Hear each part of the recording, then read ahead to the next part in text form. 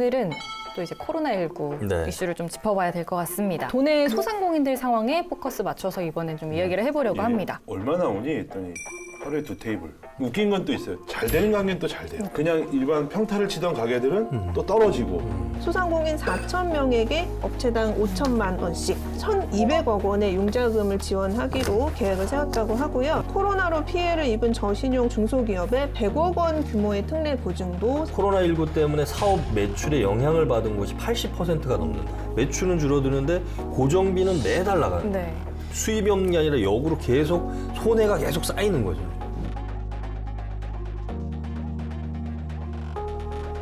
착한 선결제 운동이나 여러 가지 소상공인을 위한 대책을 알리기도 했는데 정치권에서도 좀 여러 가지 해결책을 내놓고 있는 상황입니다. 일명 코로나 3법을 다음 달 마무리하겠다라고 밝혔는데요.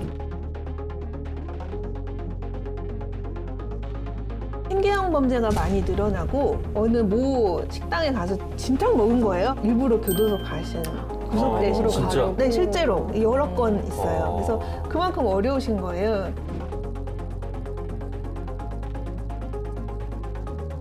강원도도 전도민 지급을 검토를 하긴 하고 있습니다. 강원도가 지금 비상경제대책위원회를 열어서 최종안을 결정을 아마 이게 쉽게 그렇게 결정할 수 있는 상황은 아닌 것 같아요. 지금 강원도 예산도 많이 지난해 많이 썼기 때문에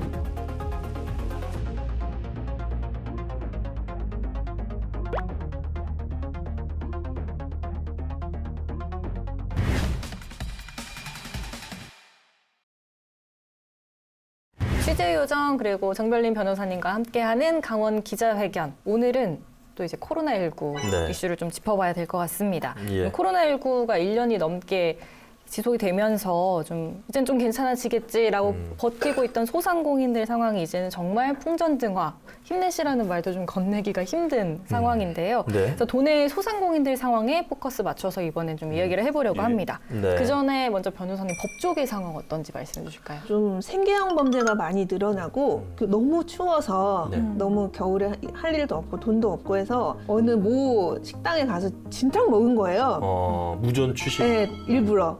그래서 일부러 교도소 가신 구속되신 진짜? 분들. 네, 실제로 여러 건 있어요. 아. 그래서 그만큼 어려우신 거예요. 진짜 네. 살기 위해서 교도소에 가겠다? 네, 교도소 가려고 마지막으로 먹은 거예요. 진탕 막 이제 어. 술 먹고 음식 먹고 해서 그 정도로 네. 지금 뭐 거의 삶의 바닥까지 떨어지신 분들도 나오는 거네. 이런 경우가 제가 IMF 때 그 노숙인들이 확 늘어났는데 네네. 그런 분들도 지금 이렇게 차라리 교도소를 가는 게 낫다. 왜 너무 춥고 배고프고 하니까 이거는 역으로 생각해 보면 사회 안전망이 그만큼 정상적으로 작동을 못하는 거예요. 네. 이거는 그 사람이 갖고 있는 금전이나 이런 게 없으면 예를 들어서 우리 기초생활 뭐 수급 뭐 이런 대상으로 선정이 되거나 지자체라든지 정부에서 지원하는 부분이 있을 텐데 딱 그런 하면 분들은 뭐 저런 부채라든지 또 이런 게 많이 있다 보니까 탕감이 안 되고 네. 이렇게 돼서 한번 그거는 저희도 한번 네. 취재를 해봐야 될 것 같아요. 예. 네, 그러면 이 소상공인 상황을 좀 살펴보기 위해서 통계 자료를 네. 하나 보겠습니다. 이 소상공인 연합회가 최근에 이제 전국 일반 소상공인 및 폐업 소상공인 총 1,000명을 대상으로 네. 실태 조사를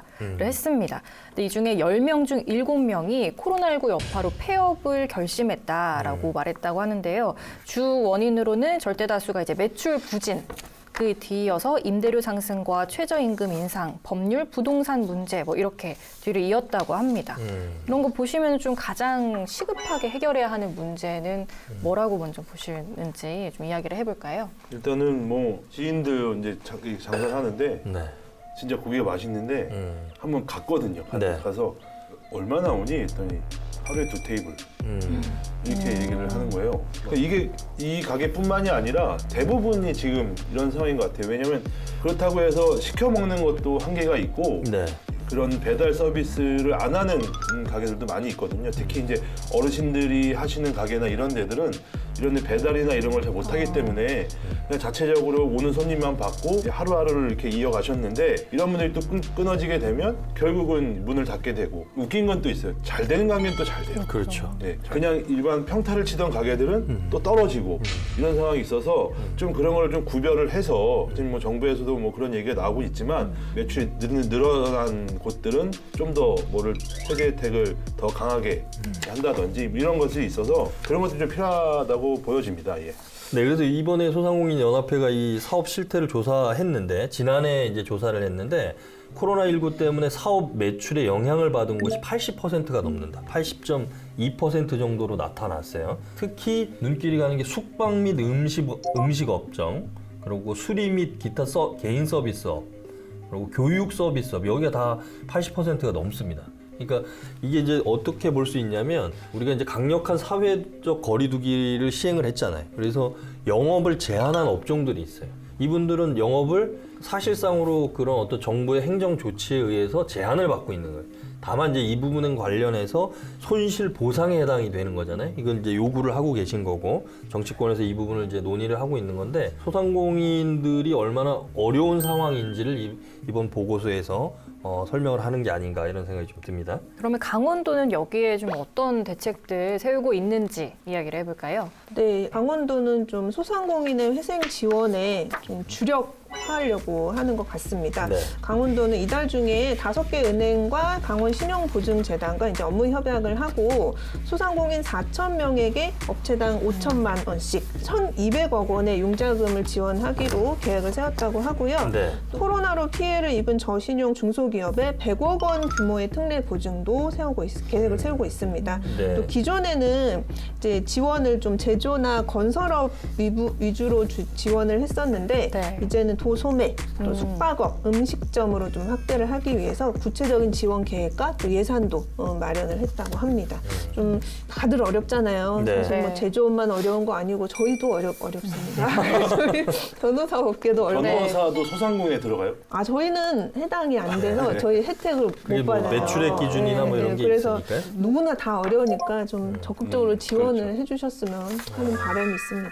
강원도 재난지원금이 대부분이 이제 아마 소상공인을 위주로 좀 지원이 네. 되는 걸로 좀 가닥이 잡히는 모양인데요. 네. 이 지금 경기도는 좀 다릅니다. 경기도는 모든 도민을 대상으로 네. 경기도는 모든 도민들을 대상으로 이제 재난지원금을 지급하는 걸로 이제 거의 가닥을 잡고 네. 있는데 강원도도 전도민 지급을 검토를 하긴 하고 있습니다. 하고 아, 있는데 그래요? 재난지원금을? 예, 하고 있는데 아마 강원도는 여지껏 좀 이게 1차, 2차, 3차 지원금을 좀 지급한 걸 보면 네. 대부분이 소상공인 위주로 많이 지급을 했습니다. 그래서 이번에도 아마 소상공인에게 좀 중점적으로 지원하지 않을까라는 얘기가 나오고 있는 건데 강원도가 지금 비상경제대책위원회를 열어서 최종안을 결정을 할 겁니다. 아직까지 이 개최 일정은 못 잡았는데 네. 아마 그 설 전에는 이게 이루어지지 않을까라는 이 전망이 되고요.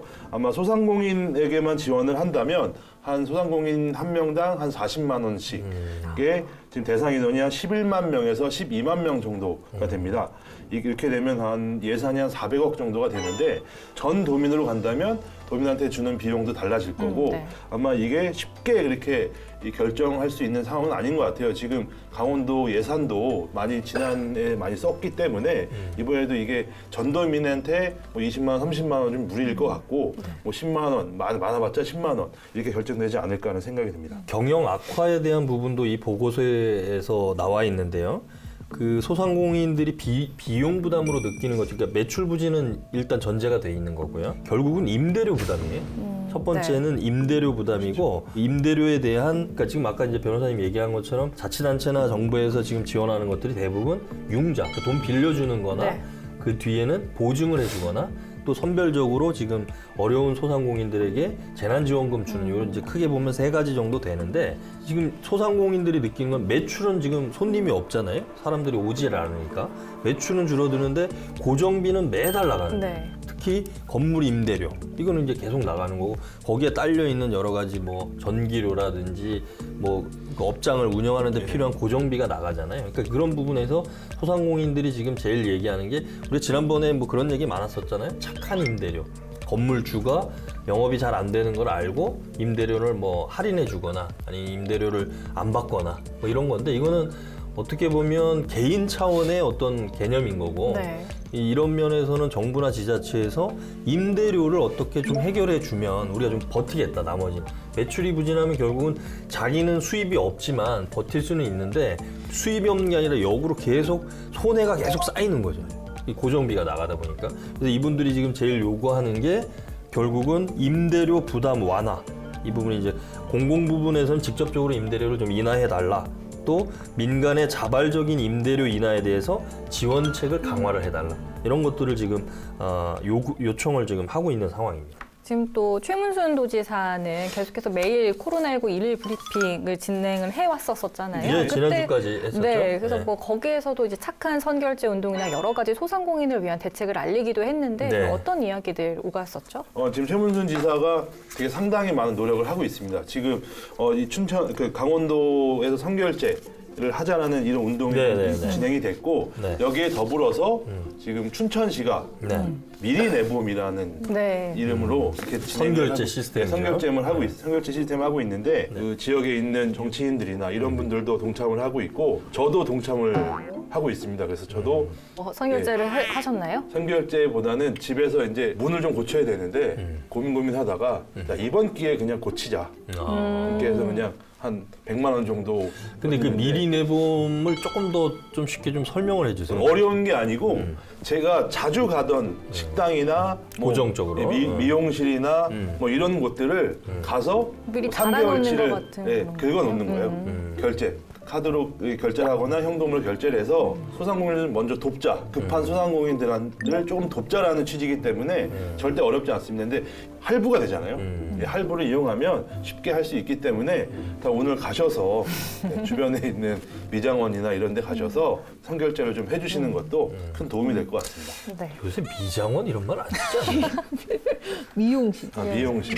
그게 그건데. 저희 사무실에서는 매번 이제 점심 메뉴 고르기 귀찮아서 네. 한 식당을 정해놓고 아. 거기만 가서 아. 먹어요. 이렇게 미리 결제하지를 못한 게 이날 안 먹을 때도 있고 또 2명 먹을 때, 그러니까 그 좀 달라서 외상 개념으로 해서 이거 거꾸로인데 네. 나중 내는 건데. 네, 이거. 매월마다 결제를 해드렸거든요. 근데 이번에는 저도 조금 그 평균 금액으로 이렇게 미리 결제를 드렸어요. 그때 아이고 고맙다고 막 이제 외상 개념이 아닌 미리 그거를 결제하는 바꿨어요. 근데 이제 한편으로 좀 씁쓸한 건 뭐냐면 결국은 이게 선순환이 되려면 이 여건이 돼야 되는 거예요. 이게 소상공인들이 대부분이 뭐냐면 사람들이 접촉을 할 수밖에 없는 업종들이 많잖아요. 개인 서비스업이라든지 이런 데다 보니까 이거는 결국은 코로나가 뭔가 좀 완화가 되거나 우리가 방역에 성공하지 않는 이상은 이 상황이 언제까지 갈지 아무도 장담할 수가 없는 거예요. 뭐 정상적으로 월급이 제대로 지급되고 있는 기업이야 다행이지만 네. 그렇지 않은 중소기업이나 영세한 기업들도 많잖아요. 쓸 수 있는 사람들도 제한되는 거죠. 결국은 선순환으로 돌아가려면 일단은 우리가 이 코로나 상황에서 빨리 우리가 하루라도 탈피하기 위해서는 힘든 상황에서 어떻게든 버텨야 되는 게 아닌가 뭐 이런 생각이 좀 들어요. 그래서 저희가 이런 뭐 힘든 상황에서 조금이나마 좀 응원을 하고자 요즘 저희가 동네 가게 함께 가게 네. 진행을 네. 하고 있죠. 최근에 또 취재를 하셨잖아요. 네, 뭐 네. 어떤 예, 내용인지. 저희가 동네 가게 함께 가게 멘트가 예쁘지 않아요? 동네 가게 참 잘 짓는 것 함께 같아요. 가게. 네. 이거 제가 진 건 아니고 본사에서 내려온 건데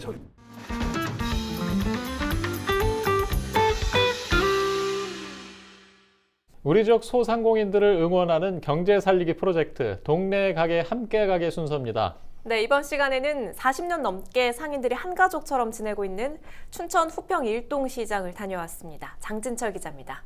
쭉 뻗은 골목에 옹기종기 모여있는 100여 개 상점. 춘천시 후평 이동 692-24번지 후평 1단지 시장입니다. 대형마트에 밀려 매출은 줄었지만 전통시장만이 지닌 낭만과 정은 여전히 풍성합니다. 이 방송사에서 캠페인을 연중 캠페인을 진행하는 겁니다. 말 그대로 동네 가게를 함께 가자라는 이런 캠페인인데 그래서 저희가 하는 역할은 이 동네에 있는 이런 작은 골목이나 이런 데를 소개시켜주는 거예요. 이런 데가 있다. 이 골목에 가면 이게 맛있고 이게 싸고 이게 좋다라는 거를 설명해 주는 건데 지난주에 제가 춘천 1단지 시장을 했습니다. 네. 했는데 후평 1단지 시장이요? 춘천 후평 1단지 시장 예. 이렇게 했는데 참 재밌었어요. 처음에는 이걸 어떻게 해야 되나 고민을 많이 하다가 가서 막상 딱 가보니까 상인들이 너무 좋아하시는 거죠. 그냥 와서 이렇게 얘기할 수 있는 사람이 없다라는 거예요. 누가 오시면 그냥 물건만 사고 가지 요즘에 코로나 때문에 더 그러니까 근데 와서 제가 뭐 질문도 막 하고 막 설명도 해주고 뭐 이러니까 너무 좋다고 그분들의 얘기의 공통점은 코로나19 때문에 너무 힘들다. 하지만 그래도 이렇게 많이 오셔서 조금이라도 도와주는 게 너무 고맙다. 그리고 좀 많은 사람들이 와서 젊은 사람들도 많이 와서 이게 좀 사고 팔고 하는 거를 좀 많이 했으면 좋겠다라는 게 공통적인 의견이라서 아마 저희는 이제 요렇게 하고 다음번에는 이제 양양시장으로 갑니다. 양양시장을 가고 저희가 이제 지금 뉴스에서만 동네 가게 함께 가게 캠페인을 하는 건 아니고요. 요거하고 또 별개로 동네 가게 함께 가게 또 연중 캠페인이 별개로 또 있습니다. 거기는 우리 지역에 있는 소상공인들을 대상으로 해서 저희가 직접 그분들이 홍보할 수 있는 2분짜리 콘텐츠를 제작을 해줘요. 한 주에 3개 가게씩 저희가 이제 릴레이로 홍보를 할 건데 1000가게를 올해 안에 홍보를 하겠다 이런 이제 계획도 세우고 있습니다. 그래서 시청자 여러분들도 많이 관심을 가져주시면 좋을 것 같습니다. 네. 네.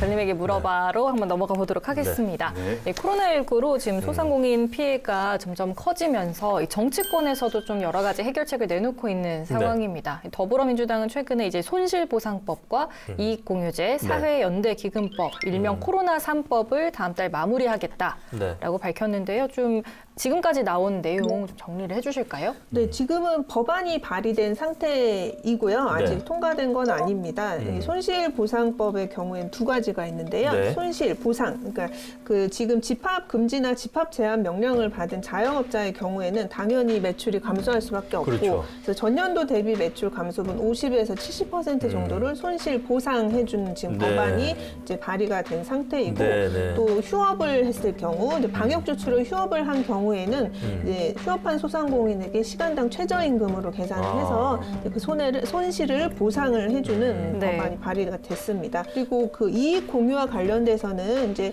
좀 뭐 착한 임대인의 넓은 개념이라고 볼 수 있을 것 같아요. 좀 이익을 공유하는 기업들에게 재정을 지원하는 상생협력 촉진법 발의가 된 상태이고요. 네. 이제 사회연대기금법은 이제 아직 발의가 된 건 아니고 발의 예정이라고 하고요. 정부나 기업의 출연금으로 기금을 만들어서 이런 어려운 분들, 소상공인들 도와주는 기금을 만들자라고 해서 그런 취지로 손실 보상을 하려는 계획을 가지고 있다고 합니다. 근데 결국은 이것들이 뭐냐면 우리가 지금 그 지난해 1년 정도 코로나19의 방역에 그러니까 전 세계적으로 유일하게 신규 확진자도 억제를 하면서 한편으로는 경제도 나름대로 유지할 수 있었던 가장 큰 원동력에 대해서 여러 전문가들이 이야기하는 걸 들어보면 시민들의 적극적인 동참 그리고 우리 소상공인들의 적극적인 동참이 같이 있었기 때문에 가능했거든요.